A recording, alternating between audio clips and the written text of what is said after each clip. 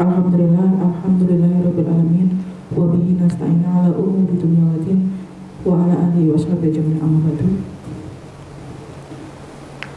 Pertama-tama marilah kita panjatkan puja dan puji syukur kita atas kehadirat Allah Subhanahu wa taala, karena dengan rahmatnya kita bisa mengadakan acara desiminasi budaya positif ini tanpa halangan suatu apapun. Kedua kalinya sholawat serta salam tak luput kita aturkan kepada junjungan kita Nabi Agung Nabi Besar Nabi Muhammad SAW yang telah membawa umatnya dari zaman jahiliyah, zaman kegelapan menuju zaman yang terang benderang ini. Kepada yang terhormat Bapak Wakil Kepala Sekolah Bapak Yayan Hendra Jatmiko, Sarjana Sastra. Kepada yang terhormat Bapak Karsi Eskom selaku pemangkalah atau narasumber desiminasi budaya positif, serta Bapak Ibu guru yang hadir pada siang hari ini. Izinkan saya untuk membacakan susunan acara pada siang hari ini, yaitu yang pertama pembukaan, yang kedua menyanyikan lagu Indonesia Raya, yang ketiga sambutan-sambutan, yang keempat acara inti, yang kelima yaitu penutup. Memasuki acara yang pertama yaitu pembukaan, marilah kita buka acara pada siang hari ini dengan bacaan basmalah bersama-sama. Bismillahirrahmanirrahim. Memasuki acara yang kedua yaitu menyanyikan lagu Indonesia Raya. Hadirin dipersilakan berdiri.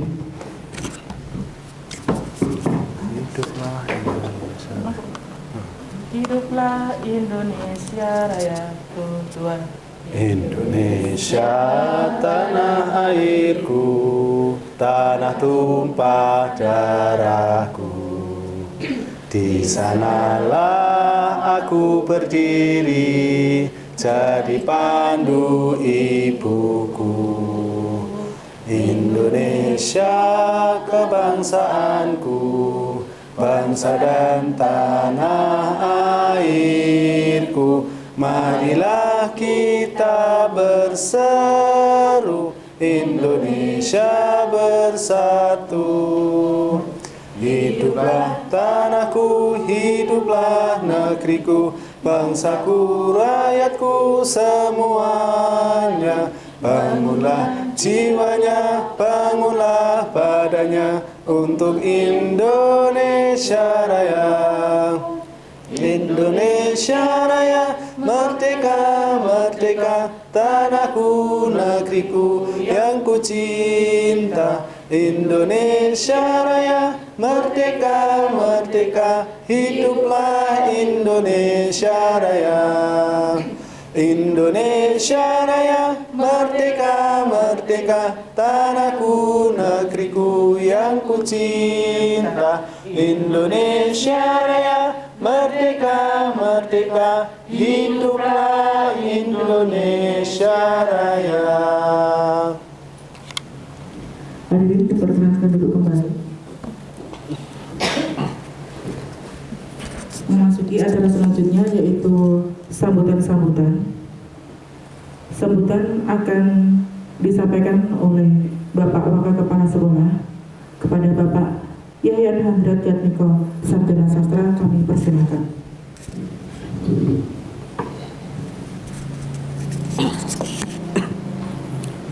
Bismillahirrahmanirrahim. Assalamualaikum warahmatullahi wabarakatuh. Kepala SMK Muhammadiyah 1 Sragen yang kami hormati, dan Bapak Ibu peserta desiminasi budaya positif, Bapak Ibu guru yang kami hormati, perkenankan kami menyampaikan sambutan mewakili beliau Bapak Kepala Sekolah. Untuk yang pertama, kita mengucapkan syukur kehadirat Allah SWT yang telah memberikan segala rahmat dan hidayahnya sehingga pada hari ini insya Allah kita bisa melaksanakan desiminasi budaya positif. Salawat dan salam senantiasa kita curahkan untuk Nabi besar Muhammad SAW beserta keluarga dan sahabatnya. Bapak Ibu yang kami hormati, pada hari ini Bapak Karsi Eskom yang akan menyampaikan materi pengimbasan budaya positif di sekolah. Adapun nanti urainya seperti apa, monggo nanti diikuti bersama. Pada intinya budaya positif, diseminasi budaya positif di sekolah itu ada beberapa hal yang ada di dalamnya, di antaranya adalah disiplin positif dan nilai kebijakan universal. Ada lagi teori motivasi, ada lagi posisi controlling, ada juga kebutuhan dasar manusia dan dunia berkualitas, dan banyak hal positif yang bisa dilaksanakan, dipraktekkan di sekolah, yang mungkin nanti Pak Karsi akan menyampaikan sesuai dengan apa yang sudah disiapkan. Mungkin bisa semua atau mungkin sebagian, nanti monggo.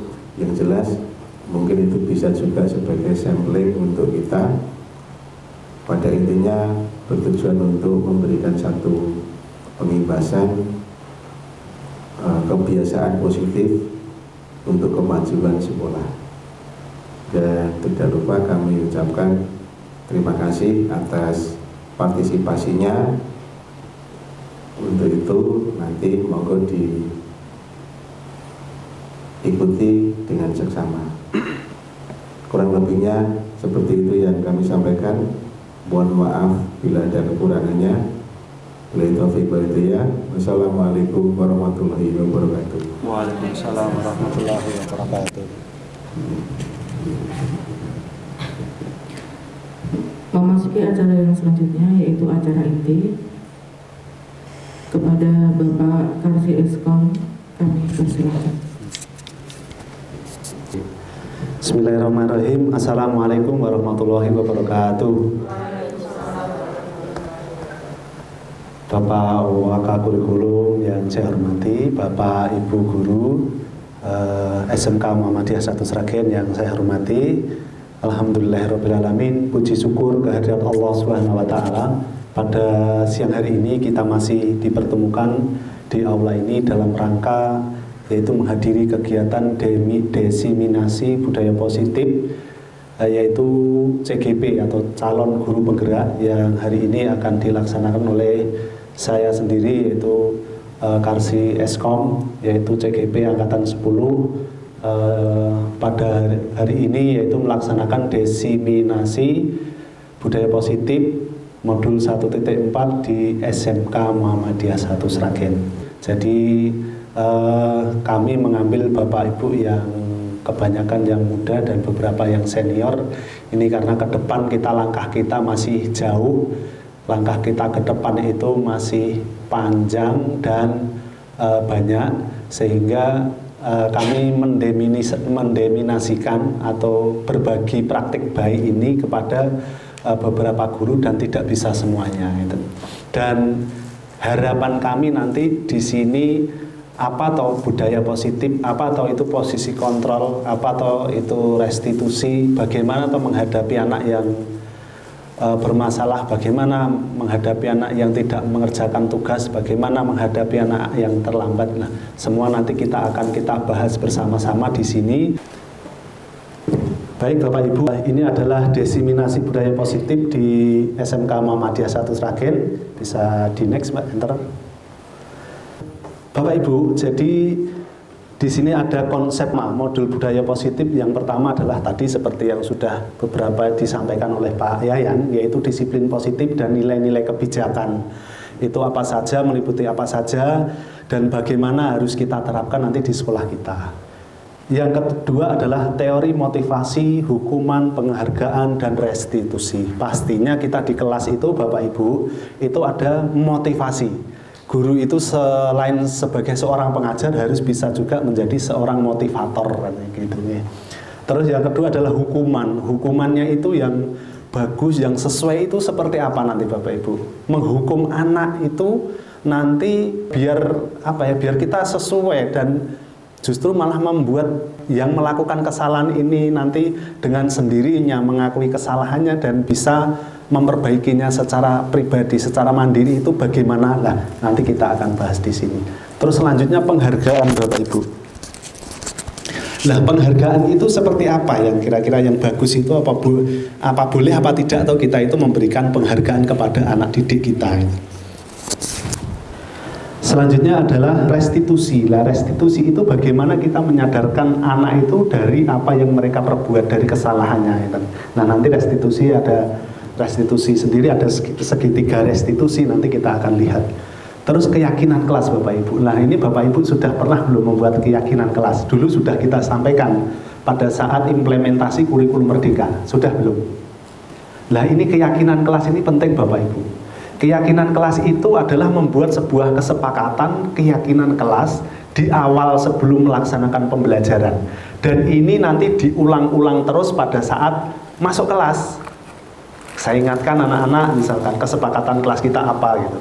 Kalau nanti ada yang melanggar apa, hukumannya apa. Nah, itu biar sebagai guru itu menstimulus anak-anak itu biar membuat kesepakatan kelas itu. Ini peraturan kalian sendiri. Misalkan pada saat pembelajaran tidak boleh menyalakan HP kecuali dianjurkan oleh guru untuk membuat tugas atau mencari tugas dan segalanya. Nah, itu nanti Bapak Ibu ini disepakati di awal dan ini nanti di setiap pertemuan itu diingatkan terus. Nah, apabila ada yang melanggar, nah nanti harus bagaimana nanti ke depan ada. Selanjutnya adalah kebutuhan dasar manusia. Kebutuhan dasar manusia itu nanti apa toh gitu. Jadi kebutuhan anak itu sebenarnya seperti apa dan apa bagaimana, terus kelanjutannya apa yang harus kita perbuat untuk memotivasi anak itu agar mampu memenuhi kebutuhan dasar manusia ini. Nah, ini kita sebagai pendidik itu untuk mengarahkan ke sana. Nah, terus ada restitusi 5 posisi kontrol. Nah, nanti kita sampaikan juga restitusi 5 posisi kontrol itu ada 5. Apa saja nanti yang harus kita lakukan dengan restitusi. Ada juga segitiga restitusi lah. Segitiga restitusi itu apa tahu maksudnya gitu. Sudah dengar Bapak Ibu? Pernah dengar? Mungkin dulu pas di kelas selama 15 hari itu mungkin ada posisi kontrol. Mungkin yang sering segitiga restitusi ini. Ya lah itu. Next, Mbak. Baik, Bapak Ibu. Di sini ada perubahan paradigma baru. Perubahan ini akan melahirkan pembelajaran yang lebih menyenangkan melalui pembelajaran berdiferensiasi, membuat kesepakatan kelas dan berbagai proyek pembelajaran dengan aset yang tersedia di lingkungan sekitar untuk mewujudkan profil pelajar Pancasila. Nah, seperti ini Bapak Ibu, ini sudah familiar saya kira untuk Bapak Ibu. Untuk profil pelajar Pancasila yang pertama adalah beriman dan berakhlak kepada Tuhan Yang Maha Esa dan berakhlak mulia. Nah, ini yang pertama, profil pelajar Pancasila yang pertama. Ini Bapak Ibu guru P5 harus hafal itu. Terus yang kedua adalah berkebinekaan global. Terus yang ketiga bergotong royong, kreatif, bernalar kritis dan mandiri. Ini 6 profil pelajar Pancasila yang harus diterapkan kepada peserta didik kita untuk melahirkan pembelajaran yang lebih menyenangkan, yaitu melalui pembelajaran berdiferensiasi. Nah, oke, next. Oke, nah sekarang kita coba bermain-main Bapak Ibu. Satu sebelah sini, satu sebelah sini nggih. Coba saya minta Bu Hartini sama Bu Nifa. Nah, mungkin duduknya pindah sini Bu. Oke. Nah, oke. Anda dan teman Anda akan melakukan kegiatan yang cobalah buka. Anda adalah A. A ini Bu Hartini. Nah, tugas Bu Hartini adalah mengepalkan salah satu tangan. Ya, nanti mengepalkan ya. Mengepalkan salah satu tangan.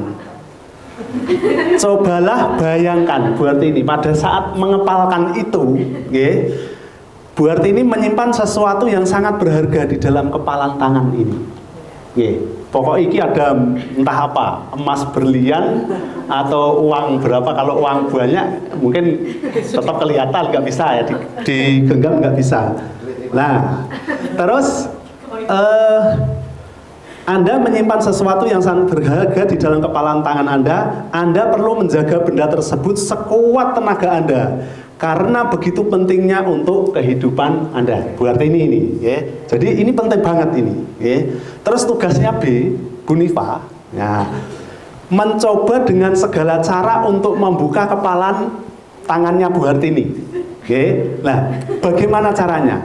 Nah, boleh dengan cara satu membujuk, nah, dengan menghardik, dengan mengintimidasi, memarahi, menggoda, menggelitik, bahkan menawari uang. Nah, menawari uang. Nah, sogokan. Nah, agar bersedia Bu Hartini agar bersedia untuk membuka tangan ini. Nah, coba sekarang nanti di next dulu, Mbak. Nah, nanti ada pertanyaan-pertanyaan ini. Nah, sekarang di back dulu, back. Nah, sekarang dipraktekkan dulu. Monggo. Nah, oke, monggo Bu Nifa sama Bu Hartini. Oke. Mungkin berdiri di sini, Bu. Nah. Dalamnya ini pura-pura. Dalamnya Ya, ini isinya pokoknya apa? isinya ini berharga sekali. Ini buat kehidupan Bu Hartini. Nah, Bu Hartini lah. Bu Nifa ini apa istilahnya pengen ngerti isinya apa gitu loh. Nah, dengan cara apa? Boleh merayu, boleh menghardik. Oh, foto Bu, isine koyo ngono kok. Coba buka. Nah, misalkan. Terus misalkan dengan apa? Dengan marah-marah. Bu Hartini misalkan gimana toh suruh membuka aja kok nggak mau misalkan.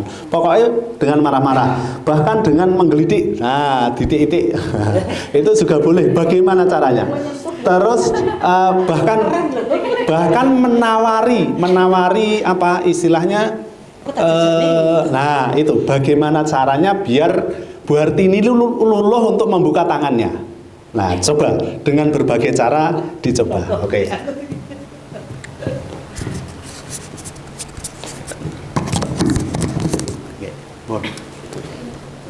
Silakan. Ini kayak nggak sebuah permainan gitu. Ya, bisa permainan, bisa dicoba aja. Bagaimana caranya Bu Nifa bisa meluluhkan hati Bu Hartini itu untuk membuka tangan ini. Tangan ini. Ya. Monggo. Oke, Bu Hartini, bolehkah Ya, saya melihat atau ingin tahu isi dalam kepala Bu Hartini itu apa ya? Maaf, karena ini sesuatu yang sangat berharga buat saya. Aduh, bisa apa? Berharga segitu, nggak bolehnya saya melihat itu. Ini sesuatu yang memang tidak bisa disampaikan kepada orang lain saat ini. Oh gitu. Sekarang Boleh, Mas. bolehkah saya untuk melihat dalamnya itu apa? Seandainya ini saya buka, ini kepalan tangan ini saya buka, apakah nanti Anda bisa memahami apa yang saya harapkan dari kepalan ini? Bisa Boleh. memahami, mengerti, Eh, berusaha untuk bisa? bisa.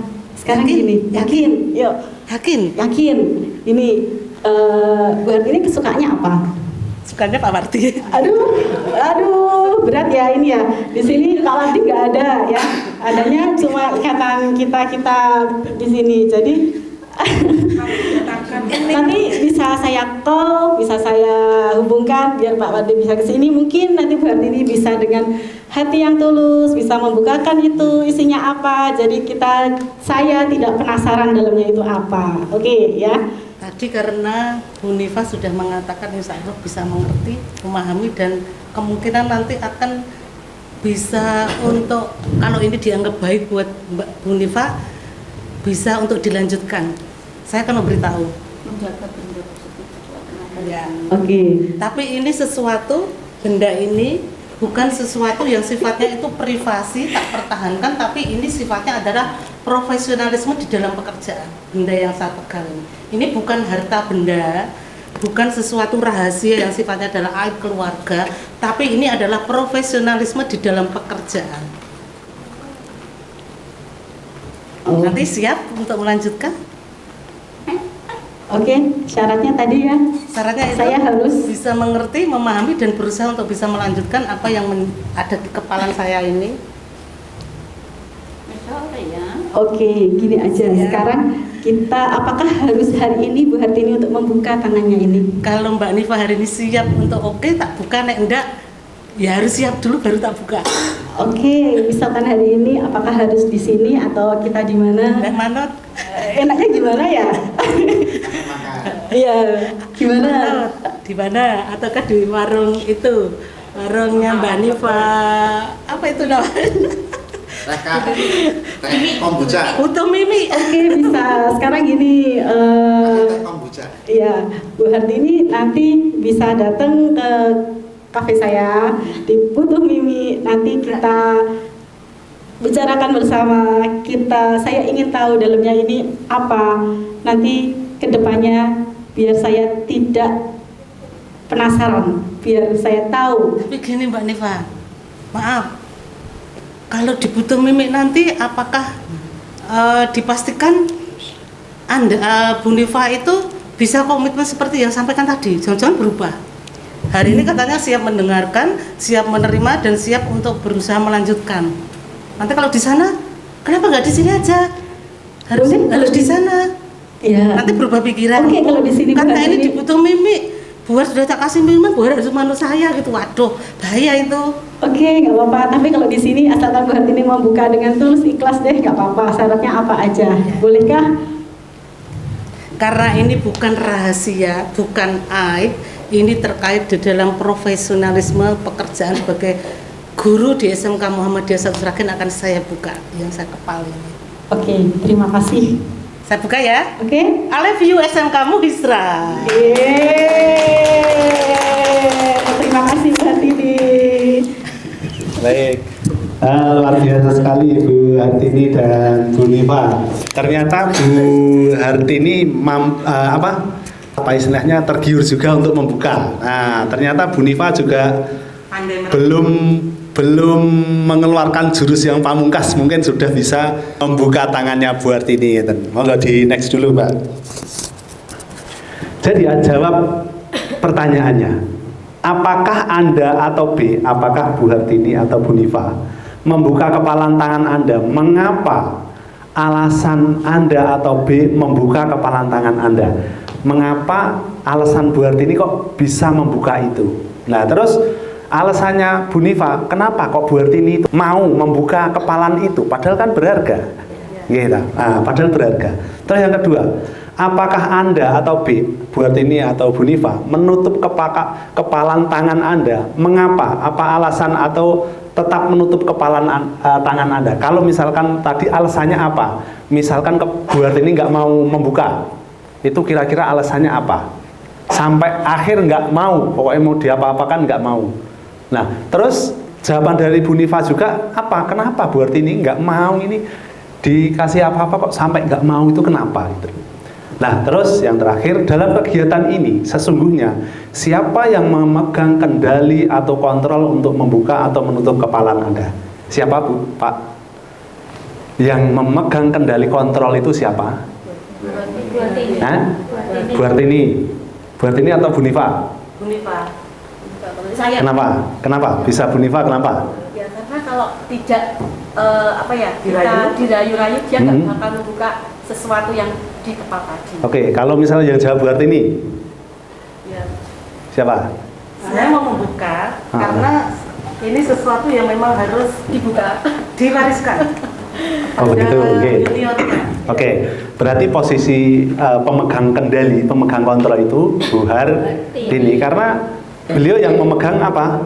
Barang berharga ini, ya barang berharga ini mau dibuka atau enggak, itu sebenarnya Bu Hartini yang mampu mengendalikan, yang mampu mengendalikan Bu Hartini ini. Nah, selanjutnya Bu Nifa ini hanya sebagai apa? Istilahnya pemicu, pemicunya. Ini bagaimana itu? Ini bisa kita praktekkan Bapak Ibu di kelas kita, misalkan prakteknya seperti apa? Misalkan anak istilahnya mempunyai masalah, jadi sebenarnya masalahmu apa tau gitu?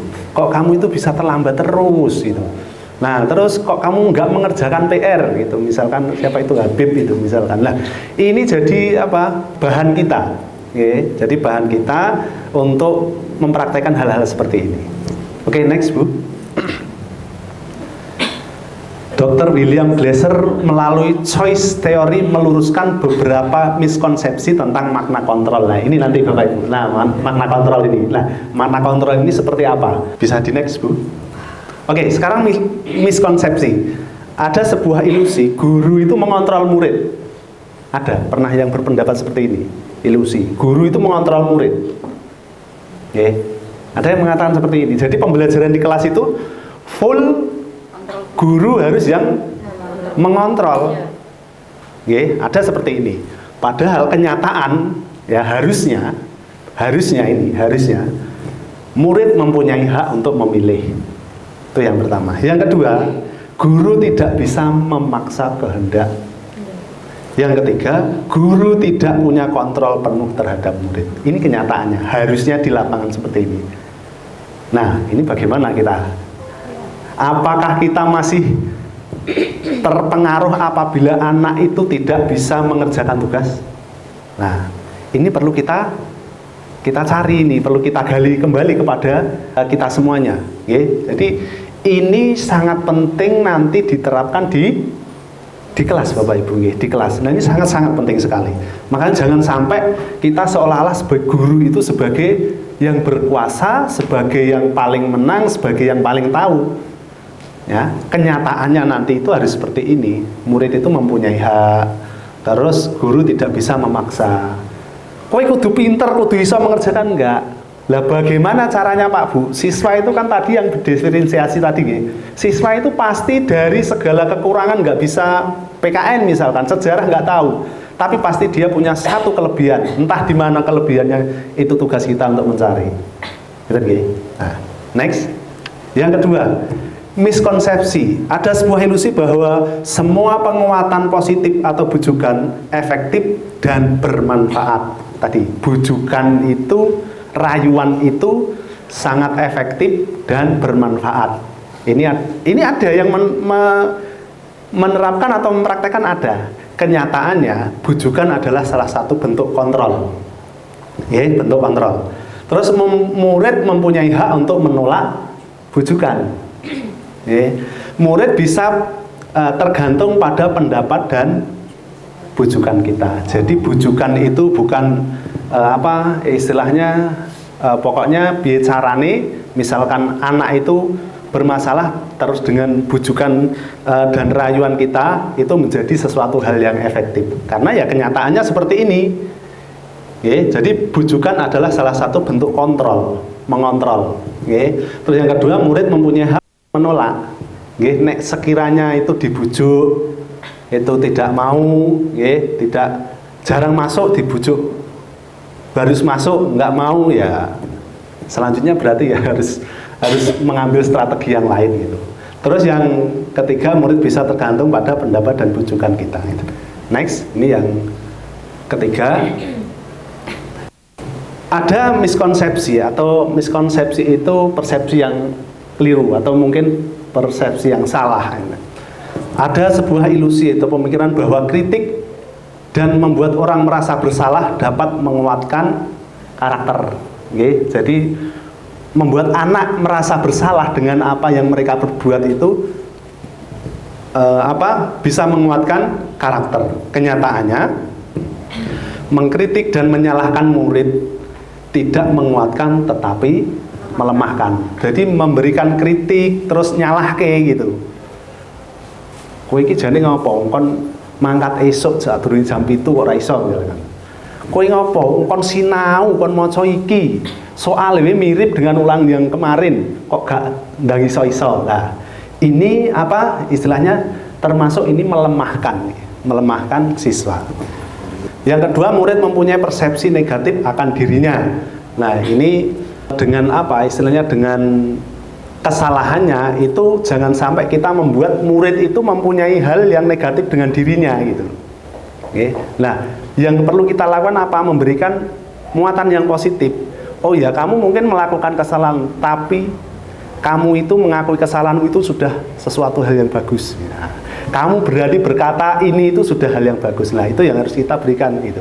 Jadi jangan sampai kita tunjukkan kesalahannya, terus anak itu merasa dirinya itu terus, wah, aku ini siswa yang kurang berprestasi misalkan, kurang siswa yang kurang dan segalanya. Nah itu. Adanya krisis identitas atau identitas gagal pada murid. Jadi kurang pede, mungkin tidak percaya diri pada dirinya sendiri dan yang lainnya. Next. Yang keempat, ilusi bahwa orang dewasa memiliki hak memaksa. Nah, ini ada yang mengatakan seperti ini, ada ya tidak orang dewasa, ya kita aja sebagai guru itu seolah-olah punya hak untuk memaksa anak itu. Kenyataannya orang dewasa tidak bisa mengontrol murid. Jadi kita pun tidak bisa mengontrol kondisi murid itu. Perilaku memaksa tidak efektif dan bertahan lama, murid dapat sewaktu-waktu berubah. Jadi ini perilaku memaksa ini, misal Bu Marsih misalkan nyatet di depan gitu. Anak-anak itu udah bosen kalau nyatet terus gitu mesti bosen. Bu Marsih tetap memaksa, ayo pokoknya dicatat. Nah, di sini nanti anak itu bisa berubah sewaktu-waktu gitu. Kadang mood, kadang tidak mood dan segalanya. Yang terakhir adalah memaksakan kehendak akan menyebabkan permusuhan guru dan murid. Nah, ini banyak, mungkin beberapa dari guru kita mungkin ada yang terlalu memaksa atau mungkin nyeneni terus bocah iki jane ya apa, ada sisi positifnya tapi ya karena guru kita nggak punya apa, misalkan nggak punya inovasi, nggak punya harus bagaimana, itu akhirnya ya hal kecil nggak nyatet aja ya ini ya, itu nggak mudeng aja misalkan satu rumus gitu diupiak terus gitu, dioyak terus gitu. Nah makanya ini kita harus cari strategi yang benar-benar pas untuk hal murid-murid yang seperti ini. Next. Nah ini Bapak Ibu, jadi perubahan paradigma stimulus respon dan juga teori kontrol tadi yang sudah teori kontrol yang disampaikan oleh Pak Yan tadi. Stimulus respon itu adalah realitas atau kebutuhan kita sama itu. Terus teori kontrolnya realitas kebutuhan kita berbeda. Nah terus yang kedua, semua orang yang melihat hal yang sama, setiap orang memiliki gambaran berbeda. Nah ini berbeda nih Bapak Ibu. Jadi antara stimulus respon dan juga teori kontrol ini hampir kayak apa istilahnya, berlawanan gitu. Orang lain bisa mengontrol saya, hanya Anda yang bisa mengontrol diri Anda gitu. Kalau stimulusnya orang lain bisa mengontrol saya, terus teori kontrolnya hanya Anda yang bisa mengontrol diri Anda gitu. Selanjutnya adalah saya bisa mengontrol orang lain. Ini stimulus respon. Teori kontrolnya adalah Anda tidak bisa mengontrol orang lain. Jadi kebalikannya. Next. Nah, ini disiplin positif, yaitu pengertiannya adalah suatu pendekatan untuk menerapkan disiplin dari dalam diri anak tanpa hukuman dan hadiah. Ini adalah pengertian disiplin positif. Jadi ya pendekatan. Jadi pendekatan setara tadi memberikan motivasi, guru sebagai motivator, terus tanya dengan hati ke hati lah di sini, tanpa ada embel-embel apapun gitu. Tujuannya adalah menanamkan motivasi pada diri murid kita, yaitu untuk menjadi orang yang mereka inginkan dan menghargai diri sendiri dengan nilai-nilai yang mereka percaya. Jadi di sini nanti tidak ada bagaimana cara kita mengatasi anak, intinya ini Bapak. Oke, jadi mengatasi anak, metode kita yang harus kita terapkan agar anak itu mereka itu percaya diri, terus menginginkan sesuai dengan keinginannya itu. Next. Tujuan mulia dari penerapan disiplin positif adalah agar terbentuk murid yang berkarakter, disiplin, santun, jujur, peduli, tanggung jawab, dan merupakan pembelajar sepanjang hayat sesuai dengan standar kompetensi lulusan yang diharapkan. Jadi sebenarnya ini Pak Bu. Jadi kalau ilmu itu kedua, yang pertama itu apa? Adab. Jadi yang pertama itu adab dulu Bapak Ibu. Makanya untuk menerapkan adab itu harus ada namanya disiplin positif. Next. Nah, nilai-nilai kebijakan. Jadi selanjutnya adalah nilai-nilai kebijakan, yaitu nilai-nilai kebijakan adalah nilai-nilai kebajikan yang disepakati bersama, lepas dari suku bangsa, agama, bahasa maupun latar belakangnya. Ini yang pertama. Yang kedua, nilai-nilai kebajikan adalah sifat-sifat positif manusia yang merupakan tujuan mulia yang ingin dicapai setiap individu. Yang ketiga, Diana Gosen ya, tahun 1098 mengemukakan bahwa dengan mengaitkan nilai-nilai kebajikan yang diyakini seorang, maka motivasi intrinsiknya akan terbangun sehingga menggerakkan motivasi dari dalam untuk dapat mencapai tujuan mulia yang diinginkan. Lah nanti ada motivasi intrinsik, ada motivasi ekstrinsik. Nah, nanti kita bahas di bawahnya gitu, okay? Jadi nilai-nilai kebajikan seperti ini. Lanjut. Nah, ini motivasi perilaku manusia, okay? Untuk menghindari ketidaknyamanan atau hukuman.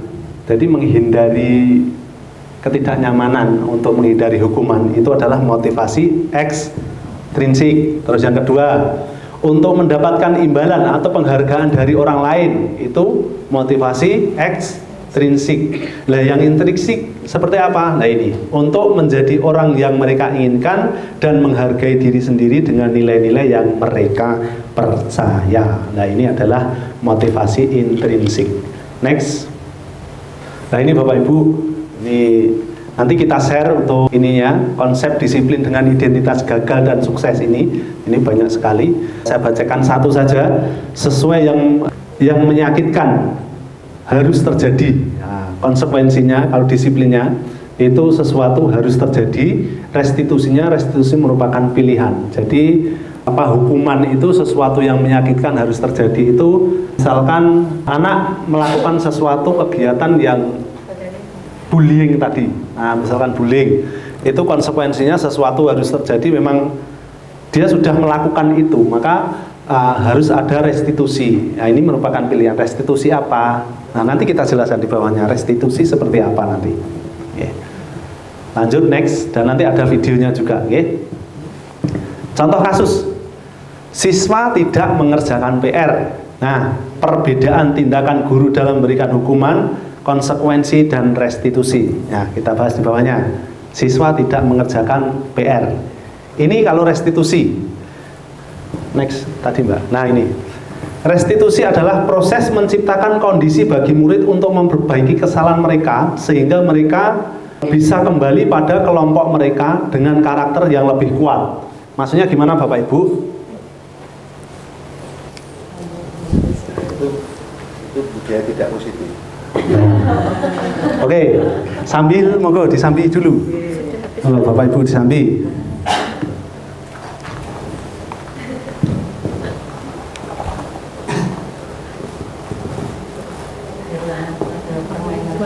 Itu konsekuensi berarti.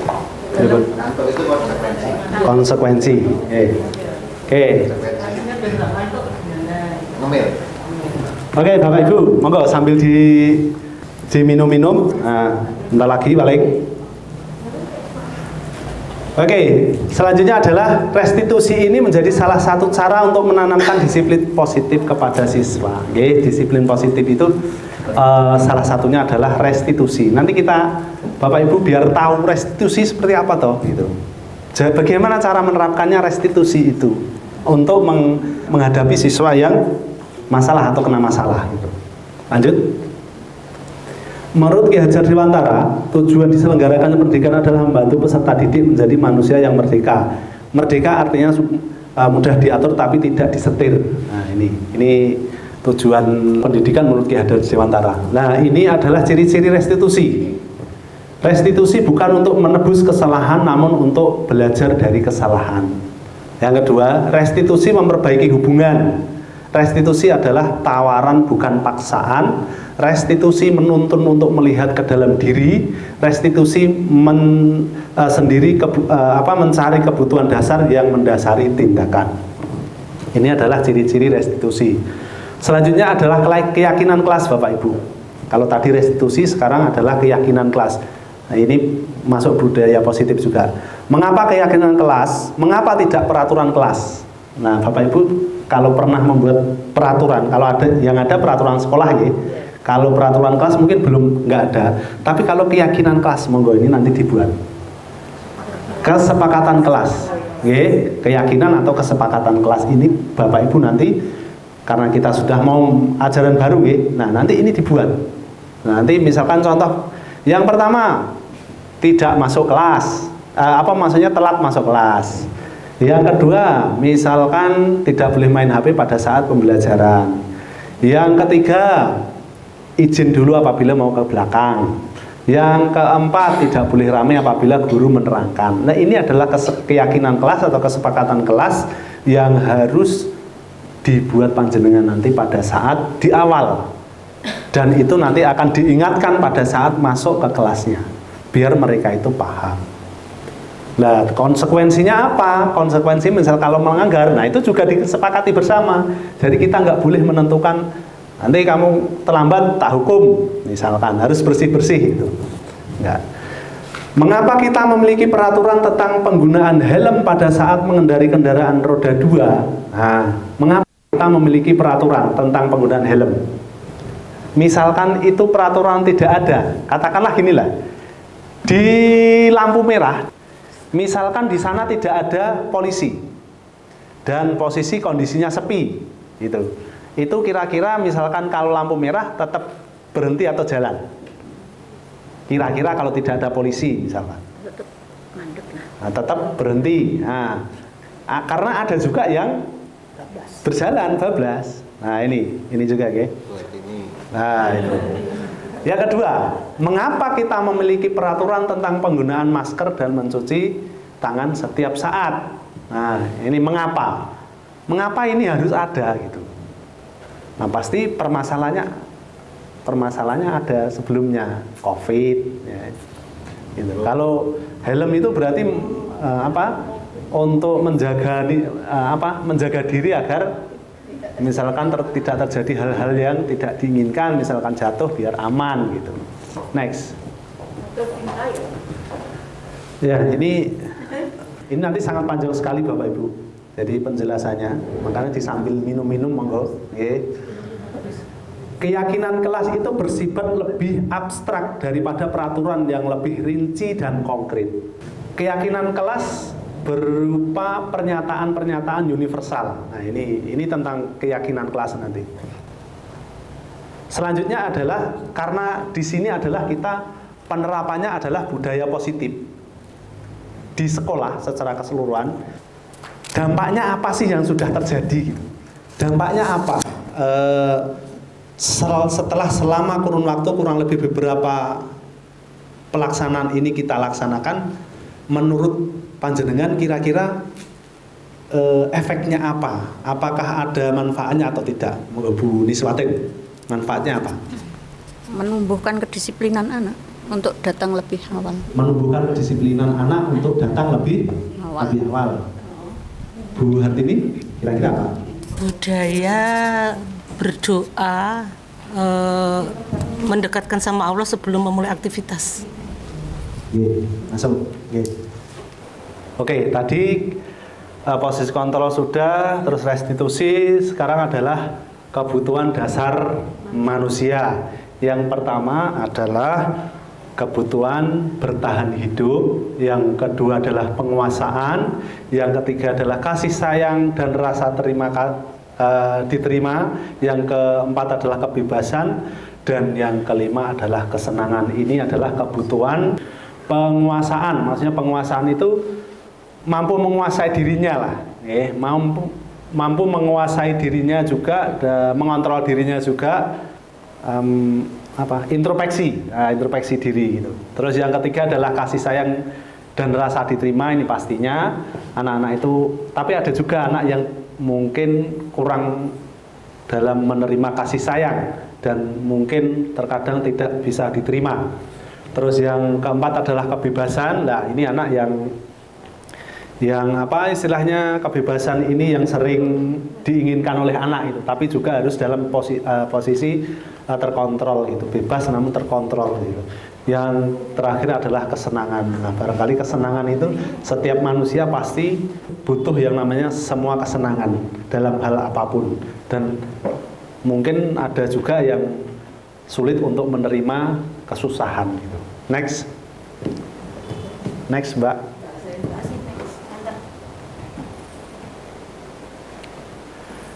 Selanjutnya adalah 5 posisi kontrol. Nah, program disiplin positif yang berpusat pada murid yang dikembangkan oleh Diane Gosen dengan pendekatan restitusi. Ini 5 posisi kontrol. Nah, next. Ini dia. Ini 5 posisi kontrol. Yang pertama adalah penghukum. Seorang penghukum bisa menggunakan hukuman fisik maupun verbal. Yang kedua adalah pembuat orang lain merasa bersalah. Ada yang pernah mempraktekkan Bapak Ibu membuat siswa merasa bersalah? Ada yang pernah? Yang ketiga, teman. Nah, guru sebagai teman siswa.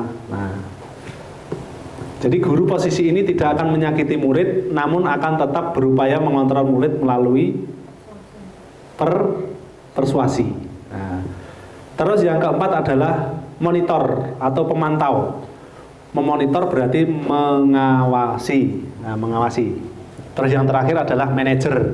Posisi terakhir manajer adalah posisi mentor, di mana guru berbuat sesuatu bersama dengan murid, mempersilahkan murid mempertanggungjawabkan perilakunya, mendukung murid agar dapat menemukan solusi atas permasalahannya sendiri. Ini adalah 5 posisi kontrol guru.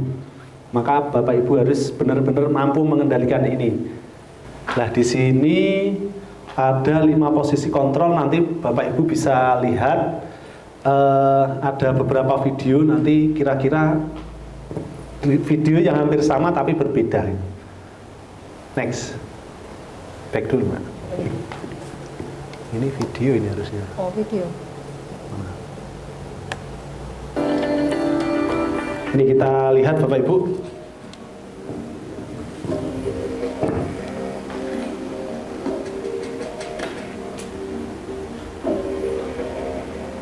Naren,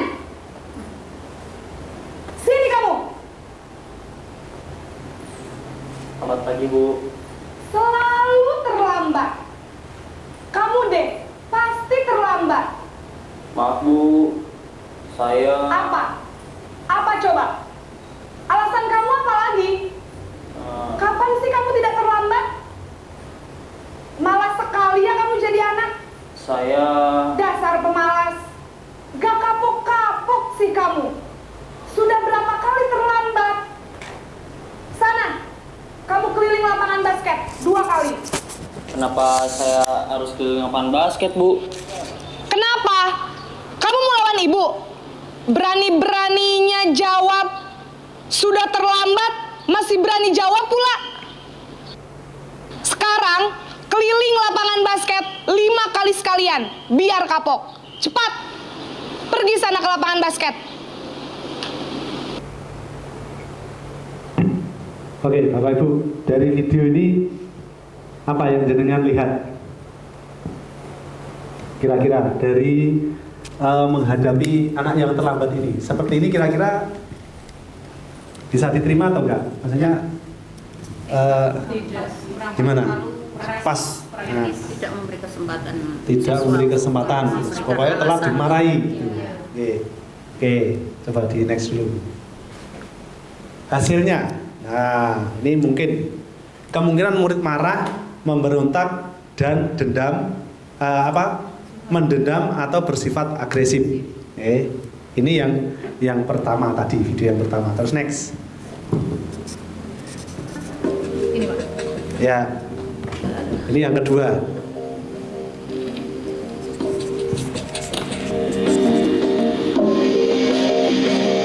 Naren!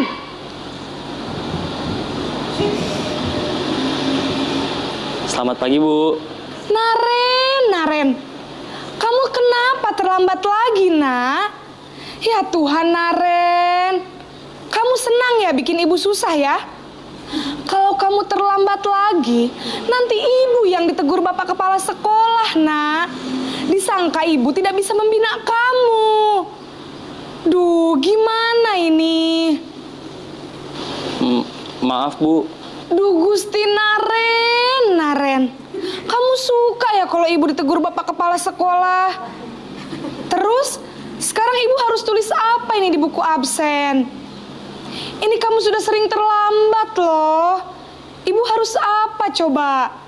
Maaf, Bu. Maaf sekali. Ya sudah, lain kali jangan bikin ibu susah lagi ya nak ya. Ibu tidak akan kuat lagi kalau kamu begini terus. Bisa jantungan kalau ibu ditegur Bapak Kepala Sekolah. Sana cepat ke kelas. Maaf ya Bu, maaf sekali. Oke, Bapak Ibu, ini video yang kedua. Ya, kira-kira lebih mendingan mana daripada yang pertama tadi? Mendingan ini. Ini agak mending, tapi kira-kira sudah pas apa belum? Belum. Oke, nanti kita lihat yang ketiga. Kita lihat dulu hasilnya. Murid akan merasa bersalah telah mengecewakan ibu atau bapak gurunya. Murid akan merasa menjadi orang yang gagal dan tidak sanggup membahagiakan orang lain. Kadangkala sikap seperti ini lebih berbahaya dari sikap penghukum karena emosi akan tertanam rapat di dalam murid menahan perasaan. Jadi bisa saja nanti baper, waduh gurunya ini nanti gimana kalau gara-gara saya guru dihukum kepala sekolah, dimarahi dan yang lainnya. Nah, ini lebih apa? Kalau di sini lebih berbahaya daripada menghukum, ya, daripada menghukum. Kalau menghukum kan sudah bar gitu. Tapi kalau ini membuat anak merasa Berpanjang. Jadi pikiran terus, baper gitu. Oke, yang ketiga, next. Oke, ini masih teman.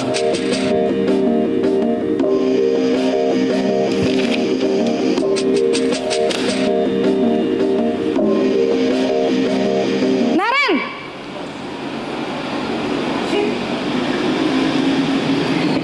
Selamat pagi Bu. Wah, sudah jam berapa ini, Nak? Terlambat lagi ya, sayang. Iya Bu, habis ibu saya lupa bangunkan saya Bu. Kamu malah menyalahkan ibu kamu. Kamu bukannya anak yang larinya paling kenceng. Kok terlambat sih? Iya Bu, saya memang terlambat bangun tadi.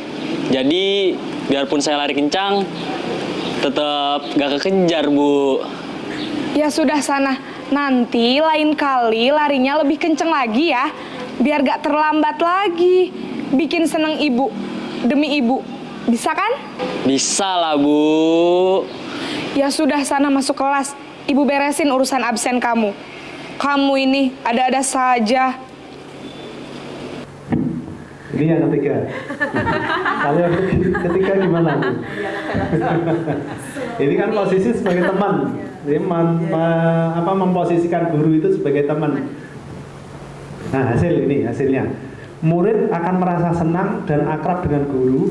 Ini termasuk dampak yang positif. Hanya saja di sisi negatif, murid menjadi tergantung pada guru tersebut. Bila ada masalah, dia merasa bisa mengandalkan guru tersebut untuk membantunya. Nah, ini juga ada positifnya, ada negatifnya gitu. Oke. Jadi guru itu ya boleh istilahnya akrab dengan murid, dekat dengan murid, tapi harus tahu batas-batasnya juga. Harus ada istilahnya posisi guru itu dipandang oleh siswa itu seorang yang berwibawa, gitu. Seorang yang pendidik, benar-benar seorang guru gitu. Oke, next. Masih ada lagi? Oke.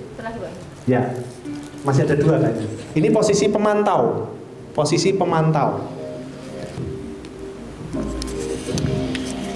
Naren!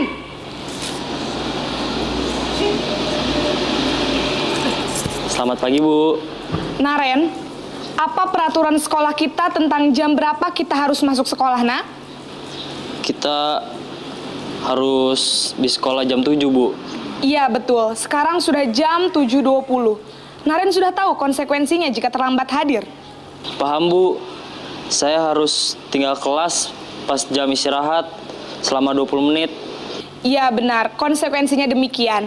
Jadi nanti jam 9.30 pas istirahat, kamu harus tinggal di kelas, kerjakan tugas tambahan untuk ketertinggalan kamu, ya? Baik Bu. Ini posisi pemantau tadi, Bapak Ibu ya. Jadi posisi pemantau. Coba kita lihat hasilnya. Murid memahami konsekuensi yang harus dijalankan karena telah melanggar salah satu peraturan sekolah. Guru tidak menunjukkan suatu emosi yang berlebihan, menjadi marah atau membuat merasa berbuat salah. Jadi anak itu sudah tahu peraturan sekolah kalau terlambat seperti apa, dan juga guru itu tidak terlalu memperlihatkan emosinya gitu, ya. Yang terakhir ini, ya. Posisi manajer ini.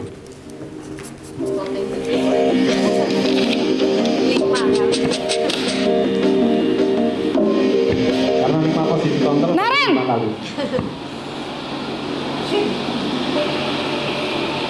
Selamat pagi, Bu. Selamat pagi, Naren. Maaf, Bu. Saya terlambat. Iya, sekolah masuknya jam 7, sekarang sudah jam 7.20. Jadi sekarang bagaimana ini, Naren? Maaf, Bu. Saya lupa setel alarm saya semalam. Baiklah, menurut kamu, keyakinan sekolah yang mana yang perlu kamu tingkatkan? Menghargai diri sendiri dan orang lain mungkin ya, Bu. Setuju. Jadi, apakah Naren meyakini prinsip saling menghormati tersebut?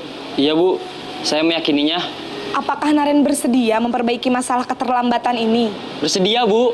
Bagaimana kamu akan perbaiki masalah keterlambatan ini? Saya akan coba untuk tidak lupa menyetel alarm saya, Bu. Baik, kalau Naren lupa menyetel alarm di rumah, ada orang yang kira-kira bisa bantu mengingatkan tidak? Ada, Bu. Kakak saya, Kak Ema. Ada lagi selain Kak Ema? Selain Kak Ema, ada ibu saya. Baik, jadi yang mengingatkan Naren adalah Kak Ema dan ibu kamu ya? Kira-kira akan mulai setel alarm kapan nih, Naren? Setelah pulang sekolah, akan segera saya lakukan. Baik, jadi Naren akan setel alarm untuk bangun besok pagi dan akan diingatkan oleh kakak dan ibunda Naren ya. Ada lagi yang mungkin perlu dilakukan, Naren? Agar tidak terlambat bangun lagi. Tidak ada, Bu. Baik, Naren. Terima kasih untuk kerjasama kamu. Sekarang kamu perlu kembali ke kelas untuk belajar. Baik, Bu. Terima kasih. Nah, itu. Oke. Sebentar kita break dulu. Sebentar saja.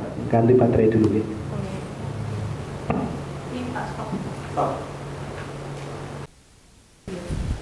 Oke.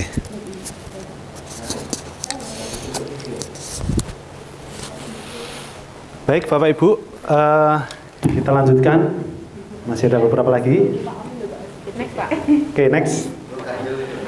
Bapak Ibu, yang terakhir tadi apa? 5 positif kontrol apa? Yang kelima? Manager. Oke, Bapak Ibu, hasilnya tadi yaitu menguatkan pribadi murid. Murid dapat mencari solusi akan permasalahan, lingkungan belajar kondusif, murid termotivasi belajar, terbentuk kedisiplinan dari dalam diri murid. Dari 5 posisi kontrol yang paling bagus apa, Bapak Ibu? Posisi yang manajer. Okay. Jadi agak mendekati tadi sebagai teman pun juga itu berbahaya juga karena ketergantungan anak dengan guru itu. Ya, jadi karena dekat dengan guru itu si A, guru A nanti apabila bermasalah dengan guru B minta bantuan guru A untuk, nah ini yang kurang pas nantinya. Oke, next. Masih tadi Diana Gosen dalam buku Restructuring School Discipline tahun 2021 telah merancang sebuah tahapan untuk memudahkan para guru dan orang tua dalam melakukan proses untuk menyiapkan anaknya untuk melakukan restitusi bernama segitiga restitution atau restitution triangle. Nah, ini yang terakhir nanti adalah segitiga restitusi. Oke, next. Ini Bapak Ibu, segitiga restitusi ini mirip dengan yang tadi manajer tadi, hampir mirip ya. Kamu tentunya punya alasan mengapa kamu melakukan itu pertanyaannya apabila ada yang melakukan kesalahan. Terus yang kedua adalah ini validasi tindakan dulu ya. Adakah cara yang lebih efektif untuk mendapatkan apa yang kamu butuhkan? Gitu. Ini kita validasi itu. Terus selanjutnya adalah menanyakan keyakinan kelas apa yang telah kita sepakati. Misalkan kalau di kelas tadi, makanya kan ada keyakinan atau kesepakatan kelas tadi ya, yang telah kita sepakati. Misalkan Nanti kan ada misalkan tidak boleh terlambat, yaitu menanyakan keyakinan kembali. Kamu ingin menjadi seperti orang seperti apa gitu. Ya. Terus yang ini adalah menstabilkan identitas. Setiap orang pasti pernah melakukan kesalahan. Terus kamu bukan satu-satunya yang pernah melakukan kesalahan ini. Lebih simpelnya melanggar kesepakatan kelas atau keyakinan kelas. Next. Nah ini kita lihat video juga, tapi video saya sendiri kalau ini menerapkan segitiga restitusi. Coba di play.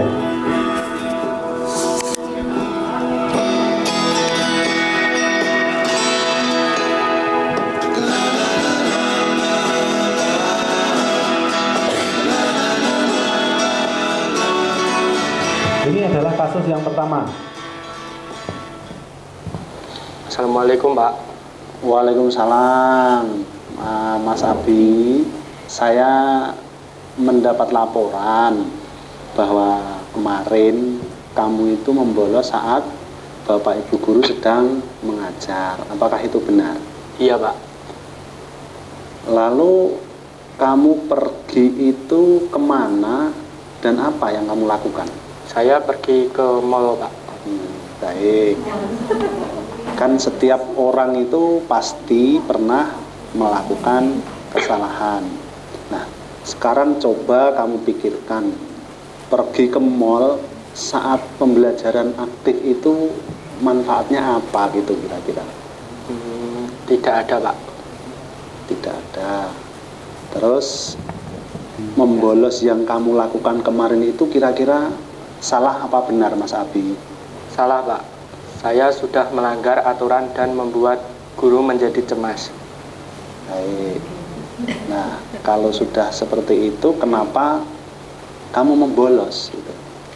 Kemarin saya bosan di kelas, kemudian ada teman yang mengajak untuk membolos, maka dari itu saya membolos, Pak. Nah, sekarang kan kamu sudah sadar dan sudah menyadari kesalahanmu. Nah, apakah kamu masih akan membolos lagi? Sudah, Pak. Saya minta maaf. Saya tidak akan membolos lagi. Baik. Kira-kira untuk kedepannya, bila Bapak Ibu guru sedang mengajar, apa yang kamu lakukan untuk memperbaiki kesalahan kamu, Mas Abi? Saya akan rajin mengikuti pembelajaran di kelas, Pak. Baik. Semoga kamu nanti ke depan mendapatkan pelajaran bermakna dari kesalahan yang sudah kamu lakukan pada kemarin ya, kemarin yang sudah membolos pada saat pembelajaran. Itu ya Mas Abi ya. Iya. Baik, terima kasih sudah menghadiri panggilan Pak Guru dari kesalahan yang telah kamu lakukan. Iya. Ya, setelah ini silahkan kembali ke kelas. Terima kasih. Assalamualaikum. Waalaikumsalam. Oke, Bapak Ibu, kita lanjutkan yaitu video restitusi yang kedua. Nah, praktek video restitusi yang kedua. Apa kabar hari ini? Baik Pak. Kira-kira Mas Master, apakah kamu tahu mengapa Mas Master itu saya panggil ke sini? Kemarin waktu ujian semester saya mencontek, Pak. Nah, coba kamu ceritakan kronologi kejadiannya seperti apa? Iya, Pak. Jadi waktu itu saya membuat catatan kecil ke dalam ruang penilaian akhir semester dan diketahui oleh kepala sekolah, Pak. Oh, begitu. Nah, saya yakin tidak ada siswa yang sempurna, betul ya? Coba, kamu sudah baik mau mengakui kesalahan yang sudah kamu lakukan. Iya, Pak. Saya minta maaf. Nah, kira-kira kenapa kok bisa-bisanya itu kamu mencontek itu pada saat ujian itu? Karena pelajarannya begitu sulit, Pak. Jadi saya memutuskan untuk membawa catatan kecil. Saya minta maaf, Pak. Nah, kira-kira tindakan itu benar atau salah itu, Mas? Salah, Pak. Saya tidak jujur dalam mengerjakan penilaian akhir semester. Nah, untuk kedepannya, kira-kira apa yang akan kamu lakukan saat ujian berlangsung? Saya akan belajar lebih tekun, Pak. dan bertanya kepada guru apabila saya belum paham tentang materi pembelajaran. Bagus. Nah, Bapak Ibu guru kan pasti akan dengan senang hati membantu kami untuk menerima pembelajaran. Ya Pak, terima kasih Pak. Baik, hari ini kami saya panggil dalam rangka untuk mengkonfirmasi hal itu. Pak Guru, terima kasih sekali kami sudah hadir di sini. Nah, semoga kedepannya kami bisa menjadi lebih baik lagi, belajar yang lebih baik lagi. Ya Pak. Setelah ini bisa kembali ke kelas. Ya Pak, terima kasih Pak. Betul Pak. Jadi ini Bapak Ibu hanya sedikit penanganan dua kasus. Yang pertama adalah membolos saat jam pelajaran, dan yang kedua mencontek membawa catatan kecil pada saat semesteran atau ujian. Nah, ini tadi penerapan menggunakan sistem atau dengan cara segitiga restitusi. Jadi tadi mengkonfirmasi, harus menanyakan apa istilahnya, kenapa kalau bisa-bisanya jam pelajaran bolos mall itu kenapa? Nah, nanti pasti Bapak Ibu mengalami kasus-kasus yang lebih banyak lagi, yang lebih kompleks lagi di kelas panjenengan, maka bisa mempraktekannya, khususnya ini guru yang BP. Nah, BP ini pastinya banyak menghadapi siswa-siswa yang bermacam-macam masalah. Maka ini harus Bapak Ibu terapkan pada saat pembelajaran nanti. Terus next.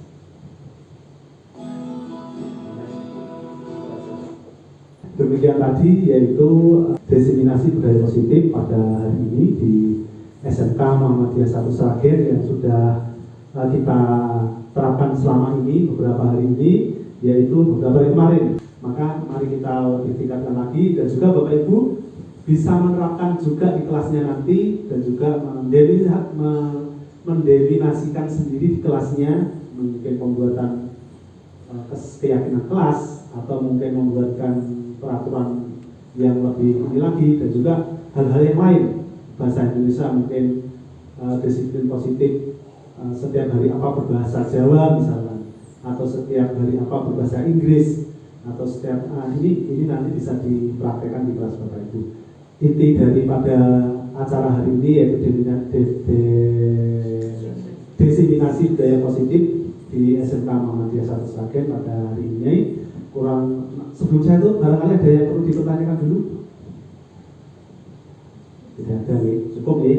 Nah, kurang lebihnya dari saya mohon maaf, dan selanjutnya nanti saya serahkan kepada pembawa acara. Terima kasih. Assalamualaikum warahmatullahi wabarakatuh.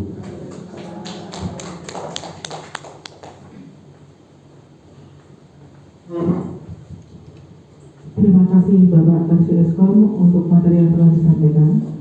Semoga diseminasi budaya positif ini dapat kita terapkan secara maksimal di sekolah kita nanti. Memasuki acara yang terakhir yaitu penutup.